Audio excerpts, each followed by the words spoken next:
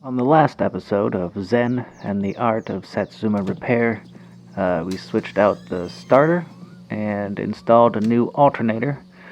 And then, when switching out or intending to replace the head gasket, we found that we needed at least two pistons, but it's probably just a good idea to remove all four.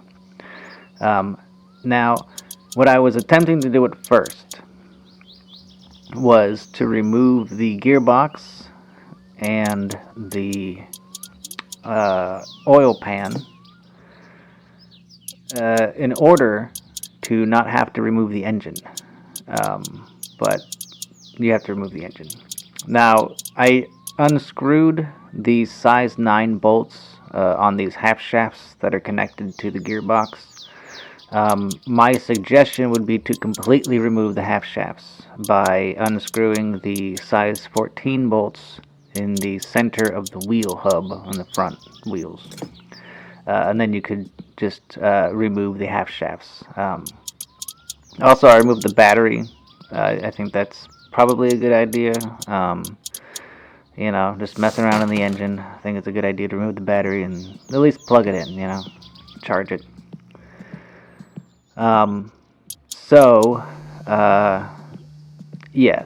remove the pistons and replace them, you have to completely remove the engine.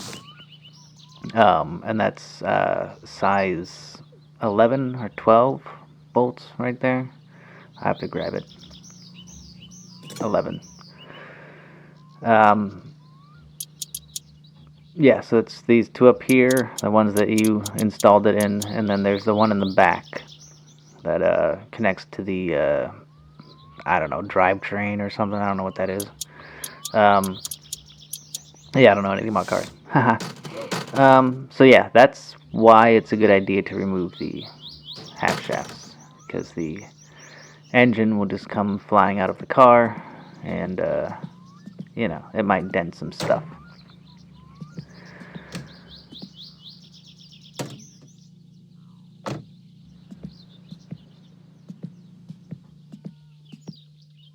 So to be able to remove the pistons, you need to remove the gearbox, which I already did. Those are size 7 bolts.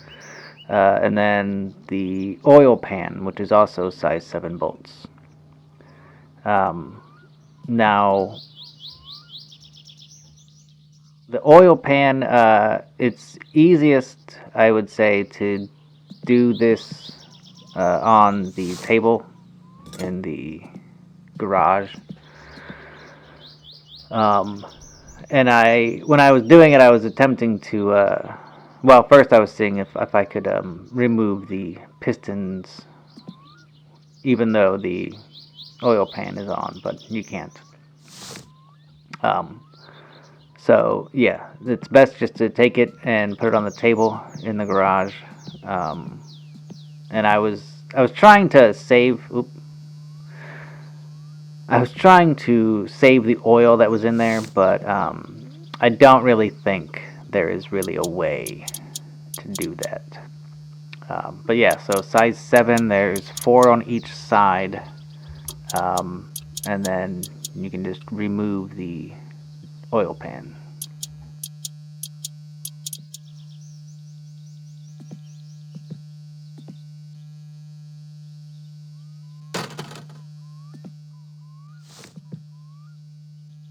And the pistons are also size 7 bolts.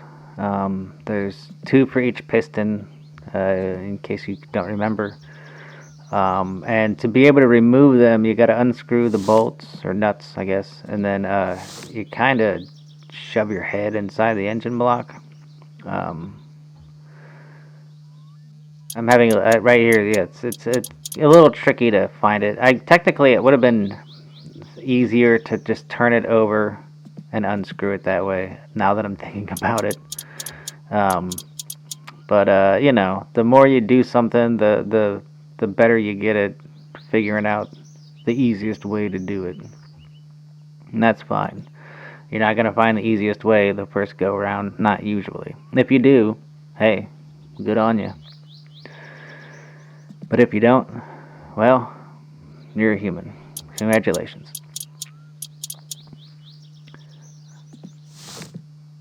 So with Flatari's shop and buying parts, all you need to do is remove the part that you want to purchase from the engine. Currently, I have the 4 pistons removed. I have the head gasket removed, the oil pan, and the gearbox, which will show up at Flatari's shop.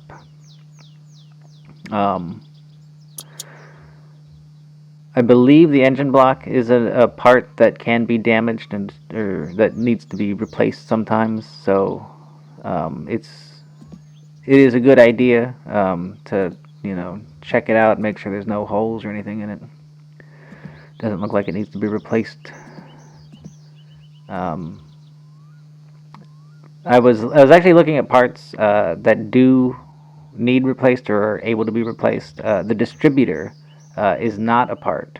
So if you're having trouble with the engine turning over and actually starting, and it's not the starter doing that real quick thing, then it's probably your spark plugs.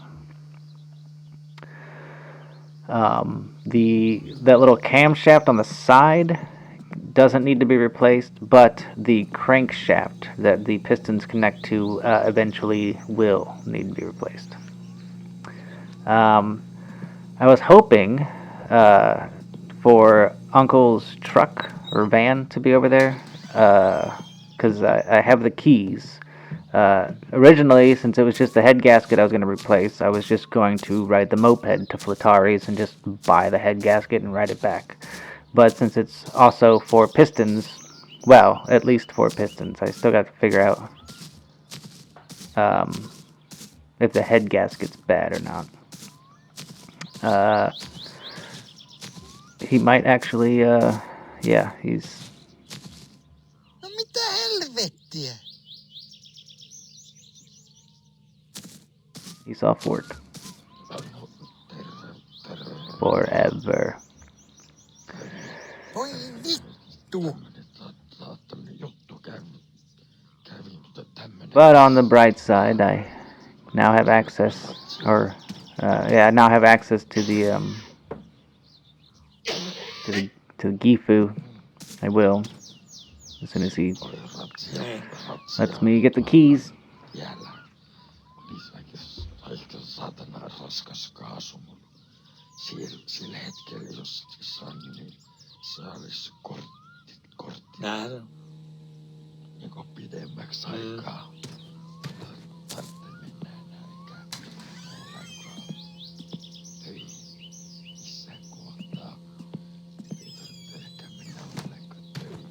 Voi saatana! Alright, so slight change of plans. We got to go into town to grab the blue van. A few things to note with the moped. The fuel tap is on the left side, and that is what you use to actually open up the fuel line so that it can run. You want to, I believe, right-click on it so it points down to fuel tank. And that will use the fuel tank that you have on the moped that you can fill up. If that empties and you are unable to fill it, there is a reserve tank. You just have to point that fuel tap up to reserve. I don't know how to fill that up, so, try not to use that unless you really need it. Also, be careful of this turn, because it always seems to give me trouble. And if you're doing a mortal run, try to be careful with the moped. It can be your demise. Don't slam on the brakes if you're driving the moped and you're going a high rate of speed. That is a bad idea. It will probably slam you into the ground by slamming on the brakes.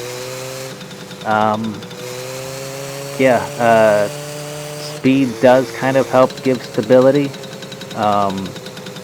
Also, be careful taking these corners a little too tight. That's, I think, the problem. If I would have been a little wider on it, I got a bit of road rash, but whatever, it happens. But yeah, so I try to keep it at like third gear. That's my comfortable gear. Try to find your comfortable gear. That's everything is just find what works for you. I'm just trying to help you by show what works for me. It doesn't mean it's gonna work for everybody. Sorry if it doesn't work for you. So when you get the Gifu truck and the blue van, you have to pick that up. It's at the licensing place or whatever you call it. It's just sitting right here on the side. And the perk about the Gifu is that you can actually fit the moped inside the back of the work truck. Not the Gifu, the work truck. You can fit the moped in the back of the work truck. Just make sure that when you open the back, you actually open it all the way, because it'll shut on you.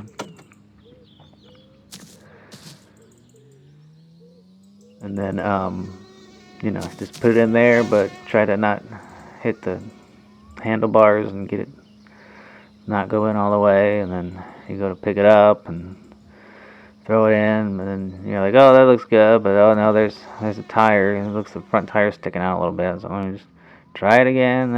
That's actually pretty good. Just don't hit your head on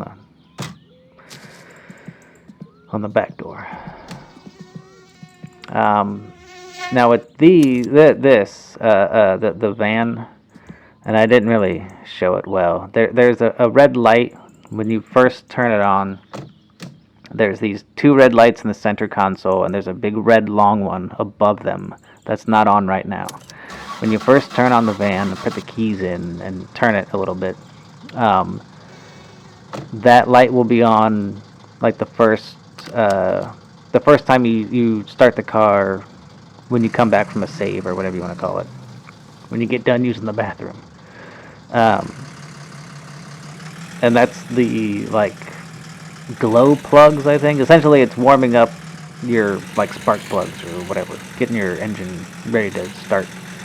And so that's why, like, when you first start up your game again, the van, it takes forever to start. If you just turn the keys and put them in, and just let it sit until that light goes out, then it'll just start up like normal.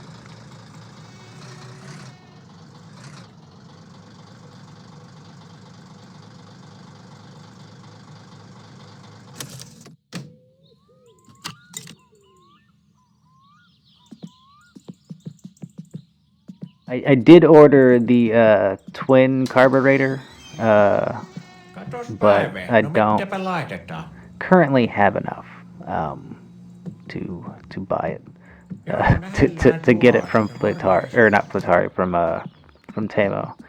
Unfortunately, I kind of feel bad about it. I mean, because I'm sure he has to pay it when they deliver it, and he's just waiting for his money, man. Sorry, dude. But I mean, I'll get it.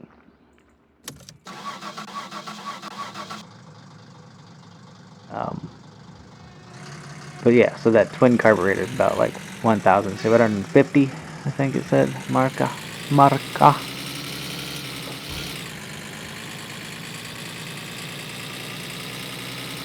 And then the bus seems to have been had a little bit of trouble. It happens. Also, the van is another vehicle that I'm third gear when I'm driving. Usually stay around 70, 80 miles, not miles, 80 kilometers per hour. The van gets kind of bumpy. So usually I just save that for the straightaways that are kind of bumpy already, because it's fun for me. But again, find what gear and what speed works for you.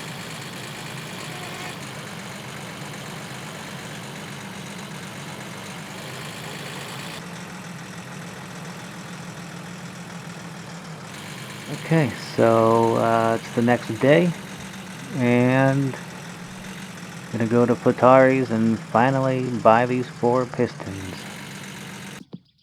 No terve, terve. Mikä oli pojalla mielessä?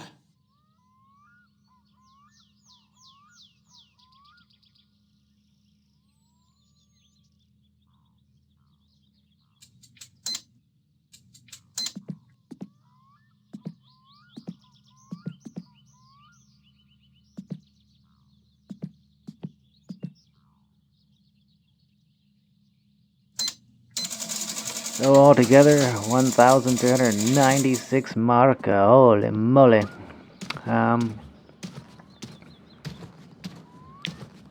So yeah. And I don't know. Like I looked at the head gasket, but I can't really see a difference. I mean, I don't know what I'm looking for. Maybe. All right. So putting the pistons back in the engine block is pretty much the same process as putting it in the first time that you built the car. Just putting in the pistons 1, 2, 3, perhaps not in that order. Also number 4, that was technically the first one I put in, I guess. Anyways, and then you want to flip it over so you can actually see the undercarriage of the engine block. And these are size 7 bolts. It's kind of nice. The pistons are size 7, well, not bolts, they're nuts, size 7 nuts. And then you got the the oil pan is also size 7 bolts. And then the gearbox is size 7 bolts, except there's that size 10 up top in the back to remember.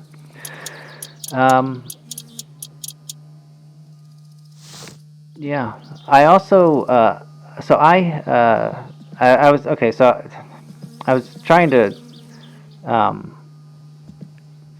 see if maybe I could conserve my oil. Still, I didn't. I don't think it actually did anything. Also, when you put that oil pan on,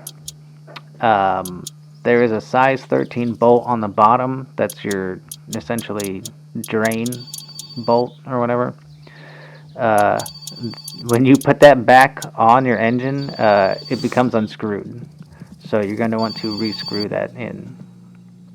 Heippa, tässä olisi Sampo. Kyllä.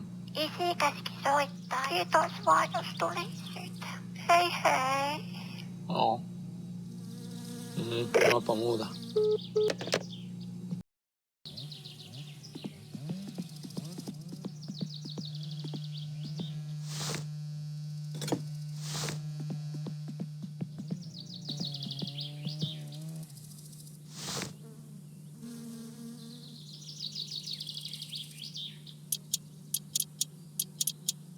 That's that size 13 bolt I was talking about. And then the gearbox, and also the inspection cover go back on. And those are, well, okay, so size 10, it's actually up top. It should come back around. Right up there. That's size 10 right there. That's the one on the gearbox. And then the rest are size 7. Like I said, I had removed I don't know if I did say, but I had removed the drive gear because I was thinking that that portion the drive gear connects to is actually on the engine block, the one on the side that sticks out. But I believe that's actually a part of the gearbox, so I didn't need to remove that at all. And then when I put it back on, I actually missed one of my bolts on that drive gear, and when I went driving down the road, and it fell off. So I had to go back and grab it. So yeah, I don't think you have to remove that. And if you do, just try to make sure you get all your bolts and everything screwed in, right? Yeah, I got the one up top, and this one over here on the side, top, down the bottom on the side, bottom middle, and there's a bottom side one, but oh, there's the top side. Now the bottom side. No, that's the one I forgot. That's okay. And the head gasket goes back on. I mean, it might be like bent or something. I mean, I don't. I'm still trying to figure out how to visually tell when that one is screwy looey. That needs to be replaced. And then cylinder head goes back on, which is also size 7. I removed the air filter for some odd reason. You don't need to do that. I think it's just because it kept the cylinder head kept falling over on its side, and I don't know. I didn't want it to, so I removed it. I removed the air filter, which are size 6 bolts if you need to know.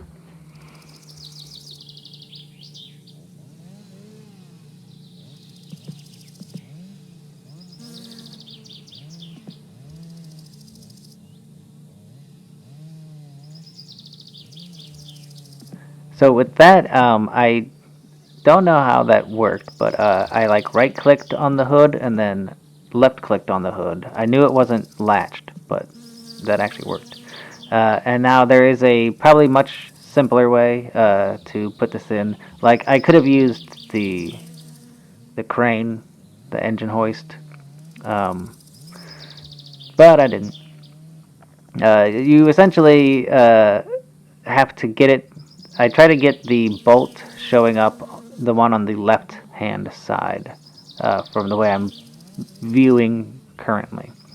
Like that's the right hand bolt, but sometimes I can screw that one in, but I can't screw in this other one on the left. It just won't highlight. So um, I have to then unscrew the right bolt. I tried to see maybe I could get this back one, but I couldn't highlight that one either. So I just had to unscrew this one. And then I was kind of at a conundrum. I didn't really know how to grab and move the engine and make it, go away from that thing. And then it did it on its own. So that was helpful. I do appreciate that. The bumper kind of got dented a little on the side, but you'll have that. And then just trying to get it situated. You can do it a lot easier with the engine hoist. People also use the beer crate, the blue one. That seems to work, I guess. I haven't actually tried it yet. But yeah, so I got that left one in. For some reason, I couldn't get this right one. And I couldn't really figure out why. Like that one actually highlighted. This one I couldn't get to highlight. But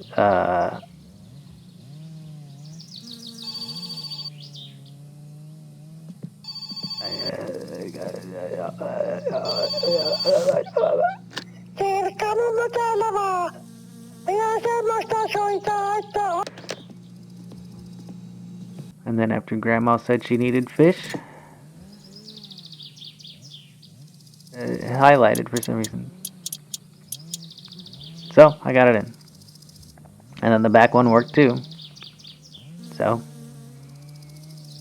engine's back in. I feel like that tire seems a bit bald now that I'm looking at this. But maybe that's the sun. Yeah. Okay, so to get the half shafts back in, you just unscrew these size 14 bolts. Yes. But be careful, because I'm wondering if I was having trouble with it because of the way that it kind of catastrophically flew out of the vehicle. If I would have remove them as I should have. Like this one still also kind of, you know, biffed it a bit. But I'm thinking maybe if I would have removed the half shafts like I probably should have before removing the engine, then I might not have such trouble with getting them back in. But I got them back in. So tighten the nose back up with the size 14 bolt, and then the part that actually connects to the gearbox or the engine or whatever, those are size 9s. There's 3 on each one. So you just tighten those back up. Now, check your oil. Pretty low. It's at minimum. Radiator, not a bad idea to check that. Looks alright.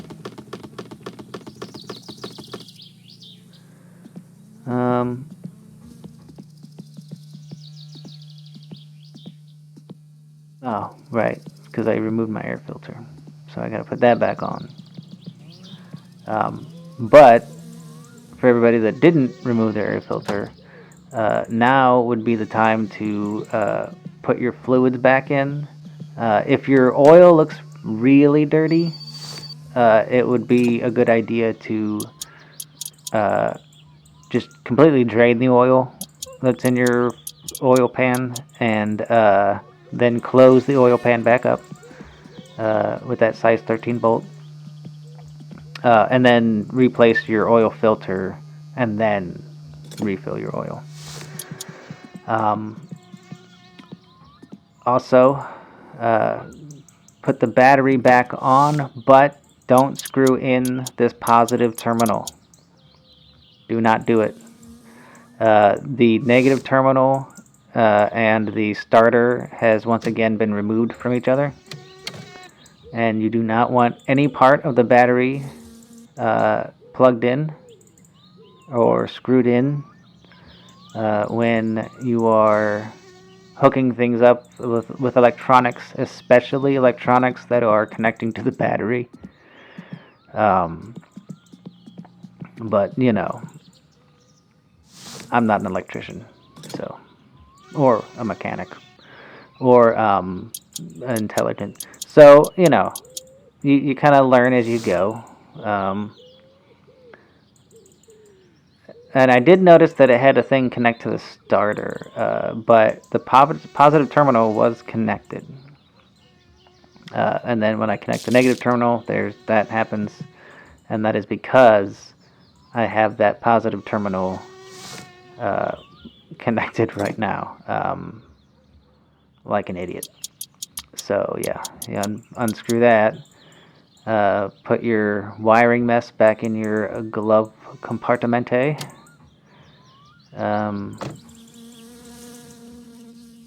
And I still need to probably screw in that size 7. What am I doing? The size 7 bolt. Yeah, you know, I mean, it just got a little frazzled, I think. I wasn't expecting, you know, such a reaction. I didn't, I forgot that I'd screwed in that positive terminal. I wasn't paying attention. I need to be more aware of what I am doing. More zen and in the moment. Because that's all it is, you know? It's in the moment. What's the car telling you right now? In the moment. I don't know. Telling me it wants oil. So, I shall oblige. Oblige? Oblige? Yeah, I shall oblige. I'll oblige him. Oblige him? Barely know him.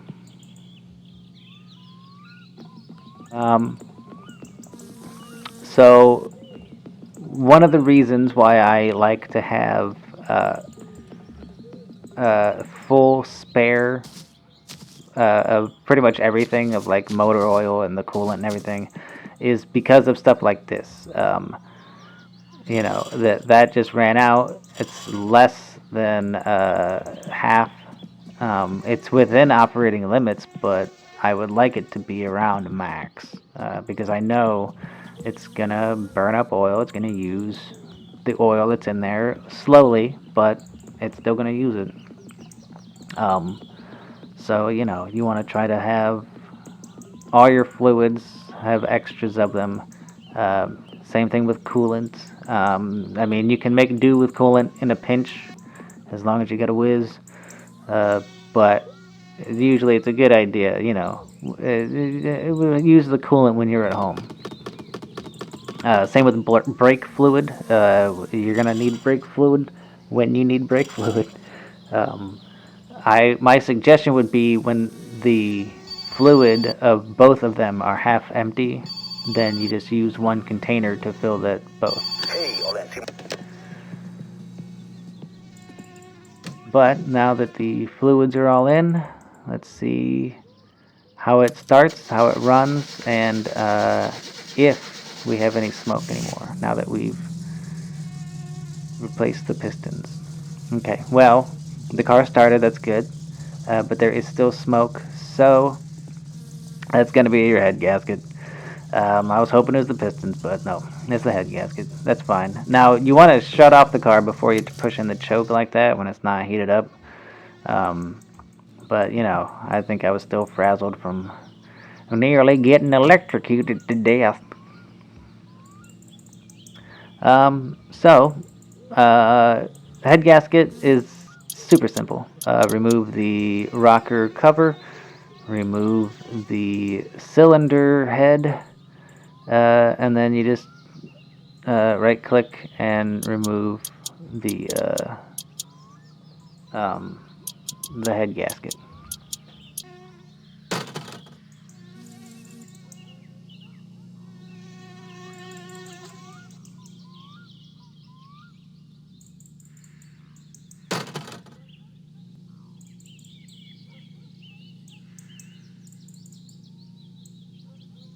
Maybe it's like dented or bent or something. I don't know. I can't really tell. Um, but also, unfortunately, it's late, so Flatari's is going to be closed. So tomorrow we go to Flatari's.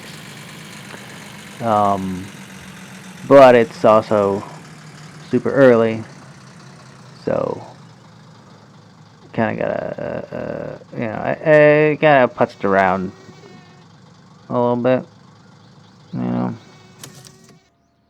Don't forget to turn your lights off. There you go. There you go. Unbuckle your seatbelt. Get comfy. You know. You go where we wait. We'll be waiting a little while. You know, it's fine. Just sit near my work truck. Check the time. Yeah, that's good. That's but how come the radios ain't got no time on? I mean, they're not digital, I guess. They're like the old ones.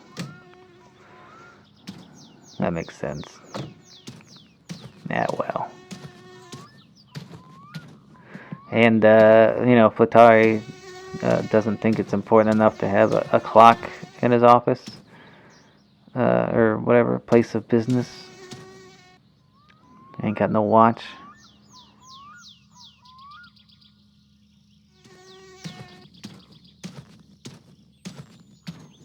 There's a nice car, though.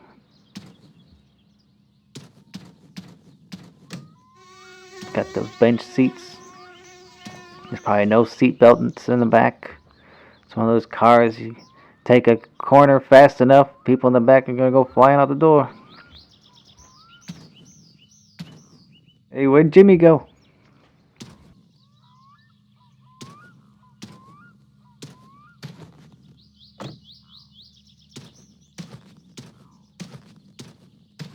Oh, now he's open. I guess I should have messed with his car a little sooner.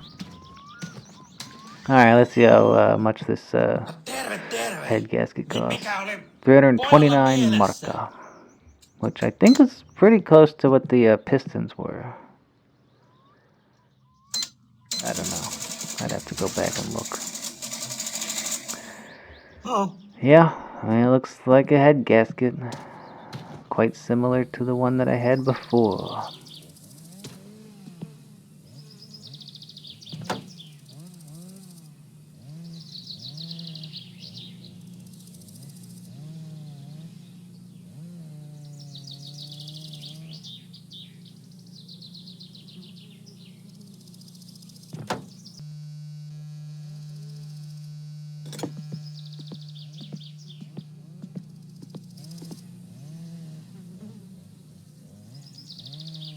Alright, so after putting in the new head gasket, you reattach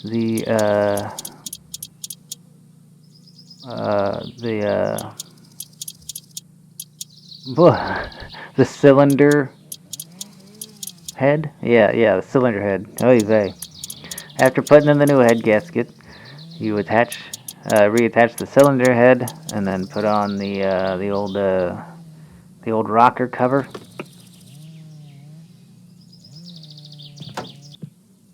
And then gonna put your battery back in. Close that door. Size 8 bolts, positive first, and then negative. Hopefully everything is still wired, you know. I mean, there's no wiring got removed to replace the head gasket. Check the dipstick, still looking good on fluid, and I think it's a good color. And then check the radiator. It's alright. Nothing to write home about.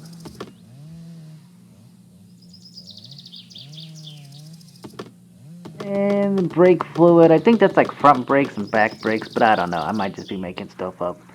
And then the clutch, you want to check that too. Always looks good to me. And then I say that looks good to start it up, pull out the choke, and crank the key.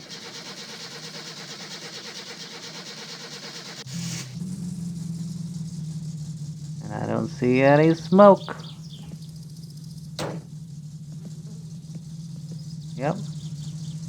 Hood closed, no smoke. No exhaust, whatever you want to call it. Looks good. Now I'd say it's good to go driving around, doing whatever you want. But I'm gonna, keep it in good working condition in case Grandma calls on Sunday because she needs to ride to church. Well, that was episode 2 of Zen and the Art of Satsuma Repair. Changed out all 4 pistons and replaced the head gasket. Since I'm not going to be driving probably until Sunday, I'm going to plug my battery back in and make sure it stays charged. Well, have fun. Hope this was helpful as something. Have a good day.